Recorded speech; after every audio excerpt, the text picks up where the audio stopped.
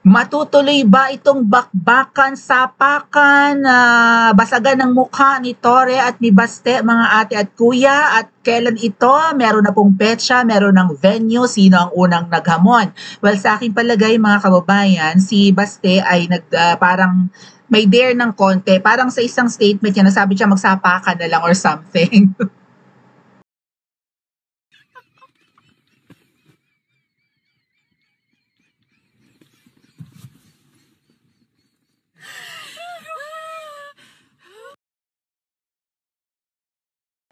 And then Torre nag-respond na ano daw, get ready to rumble or something something, hindi ba? So eto nga po yung post ng ay nasaan ka day? Ilabas ang kinemelatik. Well, may article po ang inquirer.net mga kababayan at ito po 'yan. Sandali.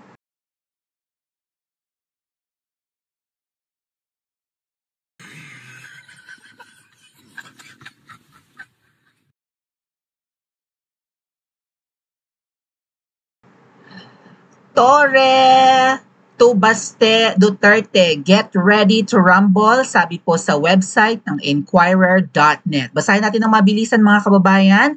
Manila, Philippines, will there be a thrilla at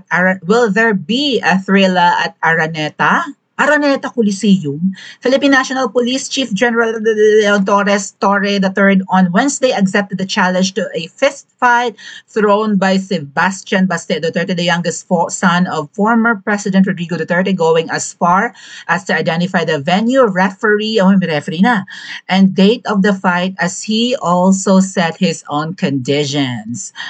It's just right. Many of our citizens now are in need of help. Ayan na tayo. So may proceeds, may postahan. Ganun ba yon? Needed help and affected by the storms and the floods. So maybe this is a maybe this is a very good time for a charity boxing match. We can do it on Sunday at the Araneta nga, sa linggo.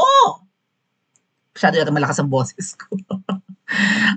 It's okay with me if he really is serious, he said, referring to the younger Duterte. Alam niyo, nakita ko mga kababayan itong pagpapractice ni Torre, hihingal-hingal na talaga siya.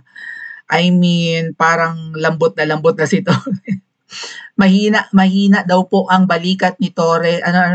Yeah, yung suntok ni Torre parang mahina, something. Hold on, open ko lang yung ay. Ayun nga, yun.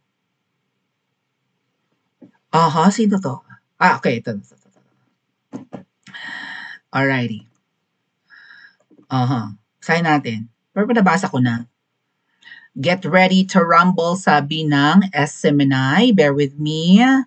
Nasa kanya na yon whether he shows up or not. Ay, parang ako rin to si Toreng, konti lang. Naman. Na kay Jollibee na yun, kung magpapakita siya or hindi, lakasan na lang ng loob yan. I really hope na matuloy ito para makita naman nila na we are serious about this dahil ating fundraising involve ang pera. Ano ba yun? Huwag kang mag-alala, Tori, kasi matagal ko na talagang gustong makabugbog ng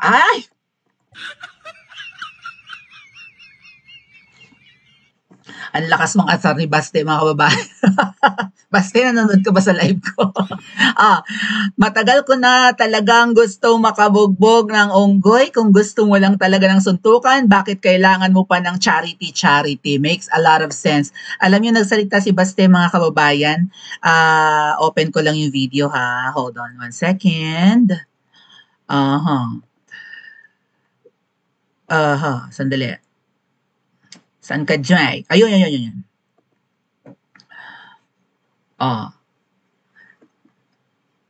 Pakinggan natin si Baste sa kanyang sasabihin at ito ay matinding hamon kay Torre at sa mga politiko, no? Let's listen to Baste, mga kababayan. Pakiusapan mo yung amo mo na presidente and let it come out of his mouth that all elected officials should undergo a hair follicle drug test. Papalagan ko yung charity mo na yan. Pakiusapan mo yung amo mo na presidente and let it come out of his mouth that all elected officials should undergo a hair follicle drug test. So, yun ang kondisyon ni Baste. Ayaw niya ng charity, sapakan na lang at first time daw niya makakasapak ng unggoy. Diba? Pero bakit kailangan pa raw ng charity? O sige, payag na si Baste. Ngayon, nagsalita na, payag na. 'Di ba? Na sapakan kung sapakan, charity kung charity, pero magpa-hair follicle test muna ang amo ni Torre at ang lahat ng mga politiko. Makes a lot of sense, 'di ba? Ang tanong, kaya ba ni Marcos Jr. magpa-hair follicle test? Kaya ba ng mga politiko na magpa-drug test? Para matuloy ang match na ito kasi sino ba to? Si Chavit Singson ay willing pumusta yata ng 30 million for Baste. Alam ni Chavit na mananalo si Baste sa sapakang ito. Si Torre, mga kababayan, nagsuntok-suntok, parang hinang-hina naman na, hinihingal na. May edad na kasi, di ba?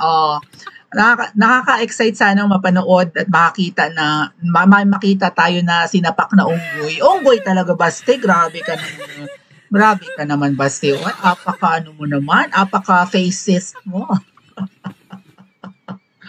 Alam niyo, marami nakaobserba, mga kababayan, sa speech na to ni Baste, okay? Basahin ko lang yung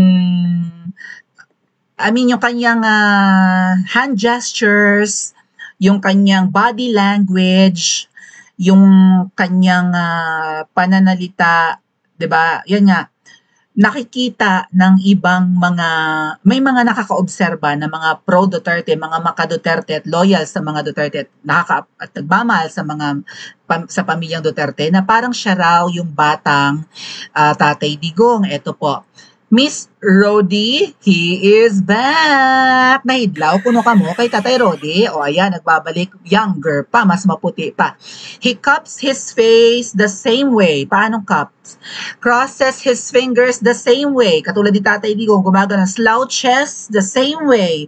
Pauses mid-sentence like the thought is too heavy or too dangerous, or the weight of public office is giving him a migraine. Without warning, he drops a threat, a joke, or something that feels like both parang biro pero parang hamon, di ba? Or banta. The voice is gravel. The menace is inherited. Minana. Ang bangis, baga? But the real story is not that Baste Duterte speaks like his father.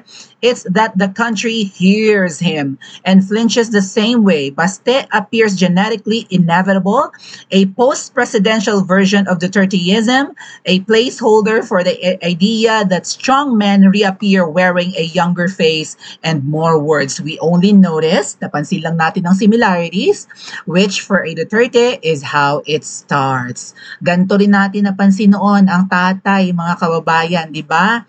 Nakita natin yung pagiging decisive, yung pagiging maangas, yung pagiging matapang, tapang na nasa lugar, tapang na handang ipaglaban ang mga Pilipino, and now nakikita rin natin sa anak.